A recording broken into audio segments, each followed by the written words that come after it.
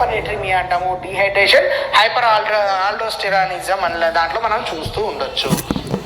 Next పొటాషియంలోకి వచ్చేసరికి దీంట్లో కూడా హైపోకెలీమియా, హైపర్కెలీమియా రెండు ఉన్నాయి. హైపోకెలీమియా అంటే ఏంటి? లెస్ దాన్, తక్కువగా ఉండడం, 3.5 కంటే తక్కువగా ఉంటే దాన్ని హైపోకెలీమియా అని చెప్తాము. దీనికి కారణాలు వచ్చేసి వామిటింగ్, డయేరియా, డయాబెటిక్స్ అనేది ఉంటుంది. హైపర్కెలీమియా వచ్చేసరికి మోర్ దాన్ 5 మిల్లీ ఈక్వలెంట్స్ ఉంటుంది. ఇది బేసిక్గా అసిడోసిస్ అండ్ కిడ్నీ ఫెయిల్యూర్ ద్వారా ఇది వస్తుంది. ఈ బైకార్బోనేట్స్ ఇవన్నీ కూడా మనకు చూసినట్టయితే చూడండి, ఇక్కడ బైకార్బోనేట్స్ ని ఎప్పుడు మెజర్ చేస్తామంటే ఆర్టీరియల్ బ్లడ్ గ్యాస్ అనాలిసిస్ ద్వారా దీన్ని చేసుకుంటాము. To assess the acid base balance ని చేసుకోవడానికి, అసిడోసిస్ తెలుసుకోవడానికి ఇది యూజ్ అవుతుంది. Phosphate commonly measure in the calorimetric method లో బేసిక్లీ మెటబాలిజం లో కీ రోల్ ఉంటుంది, బోన్ హెల్త్ గా యూజ్ అవుతుంది. కాల్షియం కూడా measured in the total and ionized form గా చేస్తాము, ఎస్టిమేట్ చేస్తాము. ఇది కూడా బోన్ హెల్త్ కు, మజిల్ ఫంక్షన్ కి, బ్లడ్ కోయాగులేషన్ కి యూజ్ అవుతుంది. సోడియం అండ్ పొటాషియం ఈ రెండు కూడా నర్వ్ అండ్ మజిల్ ఫంక్షన్స్ కి ఉపయోగపడతాయి.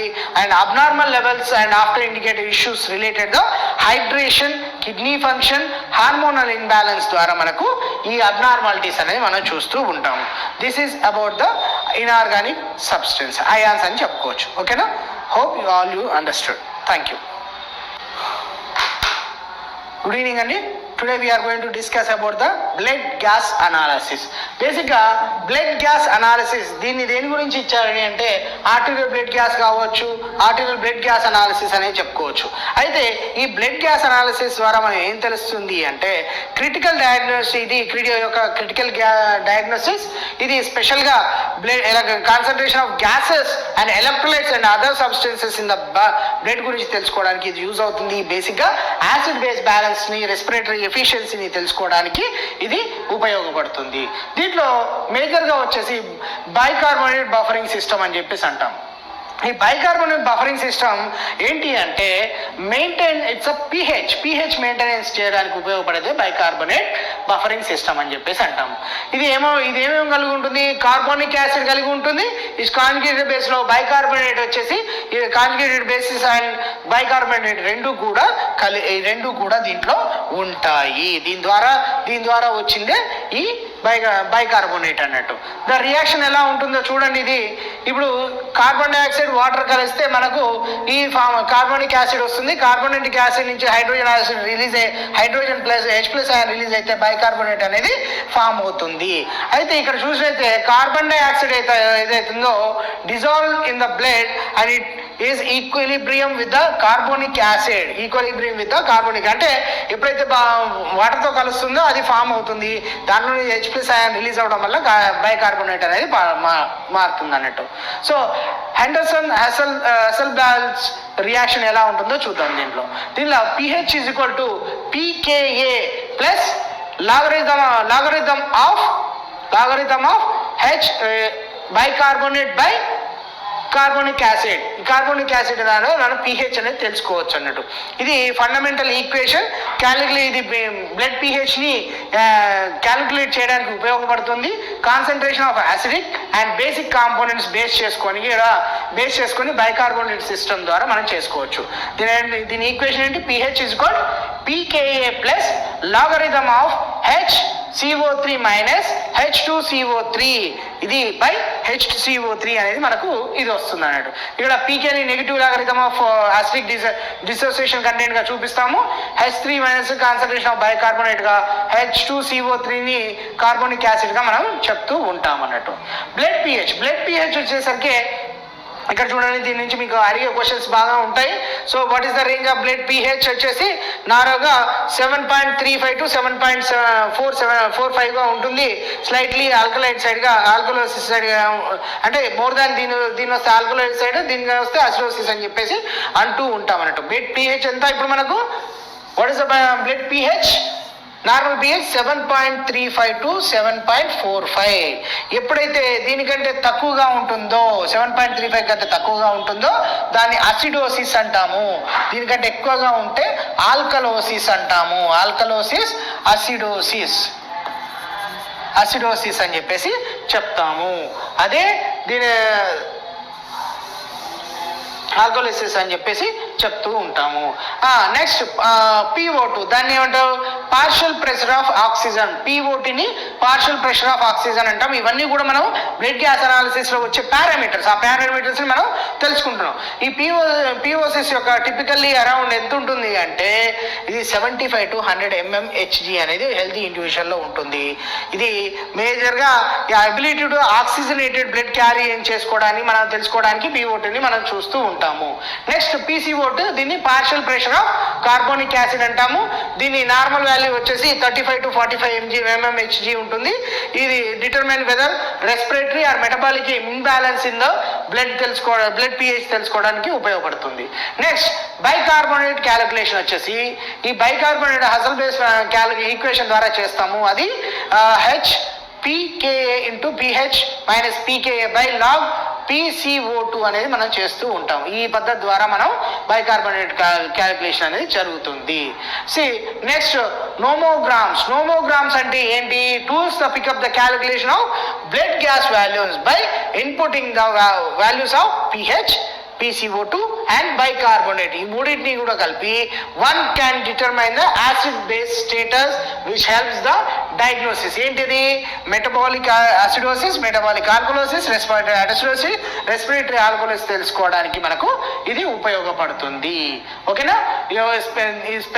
స్పెసిఫిక్గా ఏంటి అంటే pH, PCO2, H3 మూడింటిని పట్టుకొని మనం metabolic acidosis, metabolic alkalosis, respiratory acidosis, respiratory alkalosis తెలుసుకోవడానికి ఉపయోగపడుతుంది. బ్లడ్ గ్యాస్ పారామీటర్స్కి వచ్చేసరికి pH ఇది ఏం ఇండికేట్ చేస్తుంది? అసిడిటీని, ఆల్కలైన్ని ఇండికేట్ చేస్తుంది. నెక్స్ట్ PO2 వచ్చేసి oxygenation, reflects oxygenation in the blood అనేది తెలుస్తుంది. PCO2 ఇది కార్బన్ డైఆక్సైడ్ బీయింగ్ రిమూవ్డ్, ఎంత రిమూవ్ చేయగలుగుతున్నాం అనే కెపాసిటీ అని తెలుస్తుంది. And bicarbonate buffering helps the maintaining the pH balance and influence by the kidney functions అనేది మనకు బేసిక్గా ఇది బైకార్బోనేట్ సిస్టమ్ అనేది చెప్తుంది. ఓకేనండి? This is about the blood gas analysis. Thank you. Welcome back. Today we are going to discuss about the body fluids. అంటే other than blood కావచ్చు, urine కావచ్చు, మన బాడీలో అదర్ ఫ్లూయిడ్స్ ఏవైతే ఉన్నాయో వాటి గురించి డిస్కస్ చేద్దాం. ఇంతవరకు మనం బ్లడ్ కానీ యూరిన్ కానీ అనే డిస్కషన్ జరిగాయి. ఇప్పుడు now we are discussing about the other body fluids. దాంట్లో ఫస్ట్ వన్ వచ్చేసి CSF గురించి మాట్లాడదాం. CSFని ఏమంటామంటే సెరిబ్రోస్పైనల్ ఫ్లూయిడ్ అని చెప్పేసి అంటాము. దీని ఫార్మేషన్ ఎలా జరుగుతుందంటే ప్రొడ్యూస్ కొరడియస్ ఫ్లెక్సెస్లో ఉండి ఇది వెంట్రుకులర్ ఆఫ్ ద బ్రెయిన్లో నుంచి సిక్రిషన్ జరుగుతుంది.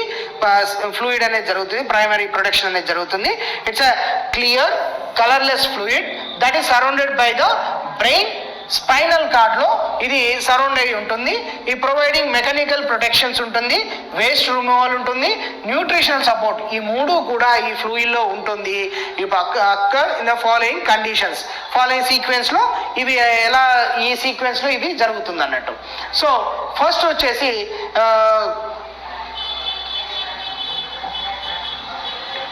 కొరాయిడ్ ఫ్లెక్సెస్ అని ఉంటాయి. కొరాయిడ్ ఫ్లెక్సెస్లో ఇది majority of CSF is formed by the filtration of plasma through specialized epithelial cells in the choroid plexus. This filtration process primarily in the lateral ventricle generates around 500 ml of CSF per day. అదంటే choroid ఫ్లెక్సెస్లో 500 ml of CSF ప్రైమర్గా release అవుతుంది. ఎక్కడి నుంచి? ప్లాస్మాను specialised epithelial cell ఏదైతే ఉందో అది filter చేయడం ద్వారా ఇవి అనేది మనకు పొందుతుంది. ఓకేనా? ఈ కొరాయిడ్ ఫ్లెక్సెస్లో CSF ఫ్లూయిడ్ అనేది వస్తుంది. అయితే దీని యొక్క ఫ్లో ఎలా ఉంటుందంటే ఇది సర్క్యులేట్ ఫామ్లో ఉంటుంది. Lateral ventricle through the intra ventricular farming వరకు ఇది ఫార్మేషన్ ఉంటుంది. Third ventricle into the third ventricle వరకు ఉంటుంది. Lateral ventricle through the intra ventricular farming into the third ventricular వరకు ఉంటుంది. It then passes through the cerebral aqueduct of synovius into the fourth ventricle వరకు ఉంటుంది. From fourth ventricle to CSF flow into subcondylar space and absorbed by the venous system through arachidonic granulation. ఇక్కడ వరకు కూడా దీని యొక్క flow అనేది ఉంటుంది. దీని యొక్క కాంపోజిషన్, బేసిక్గా కాంపోజిషన్ చూస్తే 99% వాటర్ ఉంటుంది. మిగతాదంతా కూడా సోడియం, పొటాషియం, క్లోరైడ్, కాల్షియం, మెగ్నీషియమ్స్ ఉంటాయి. సోడియంస్ వచ్చేసి 130 to 145 బ్లడ్ లెంత్ ఉంటుందో అంతే ఉంటుంది. పొటాషియం కూడా సేమ్ 2.5 to 3.5 ఉంటుంది.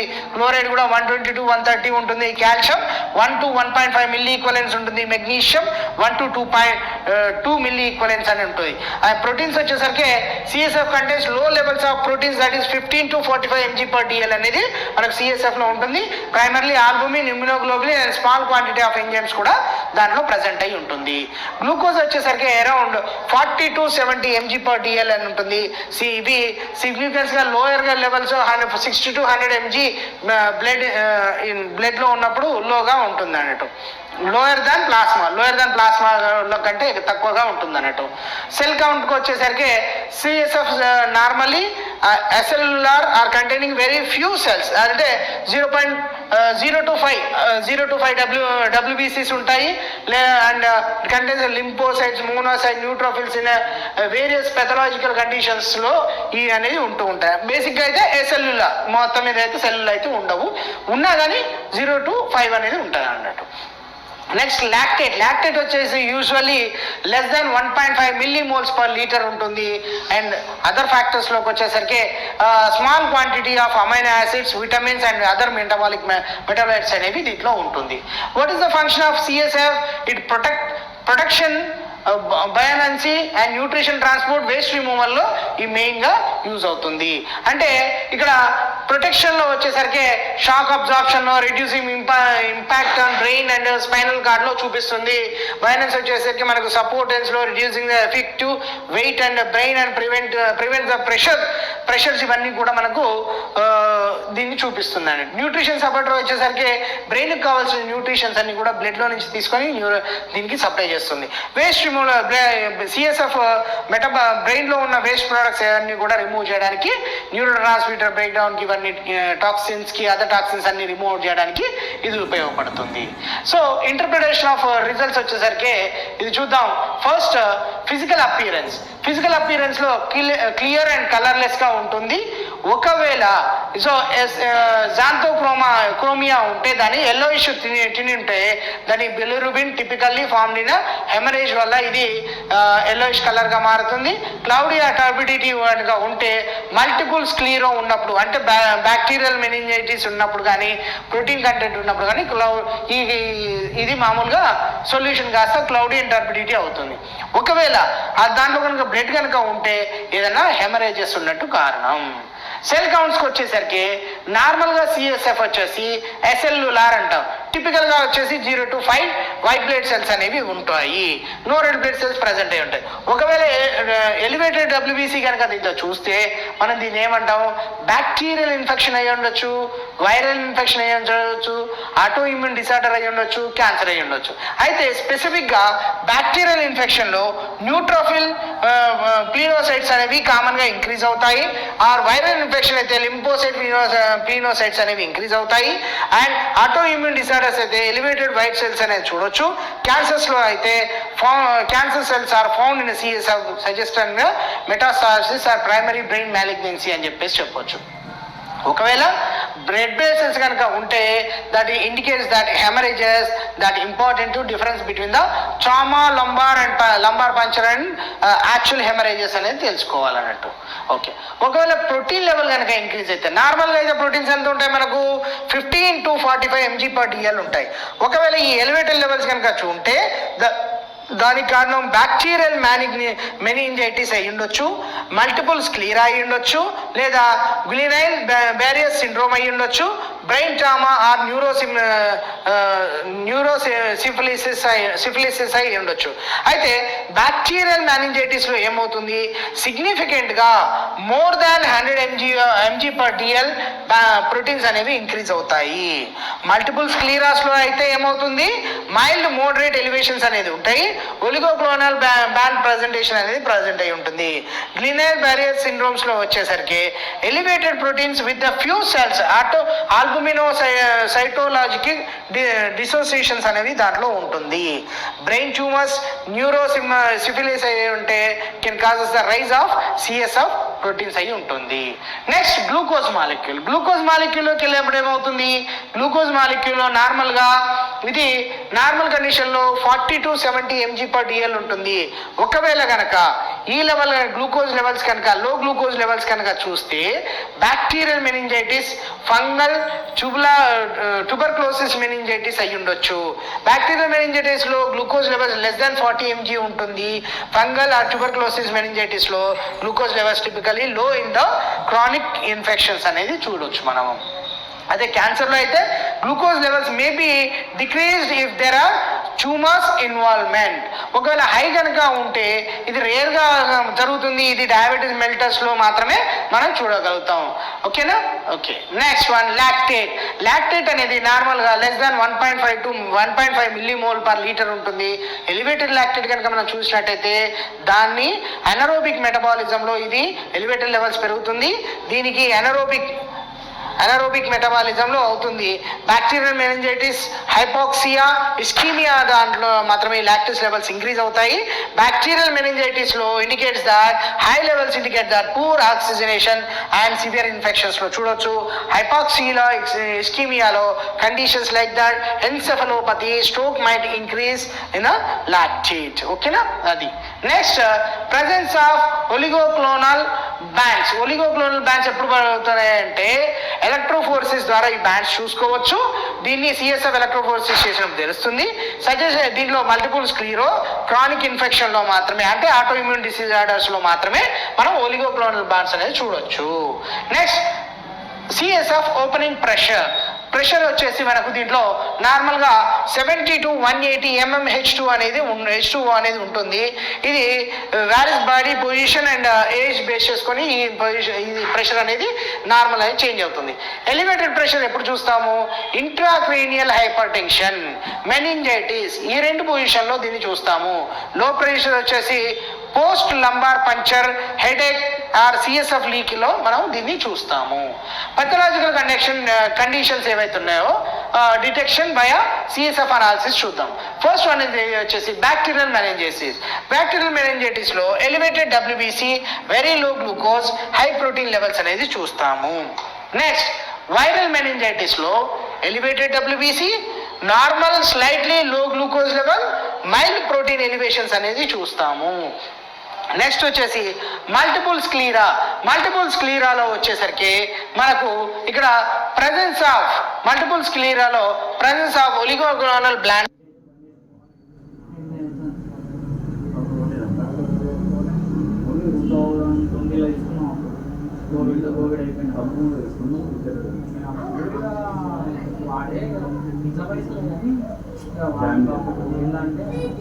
ఏంటంటే జాబ్ కోసం జాబ్ చేస్తాను. డ్రైవింగ్ ఇంట్రెస్ట్ ఎక్కువ. ఏం చేయాలి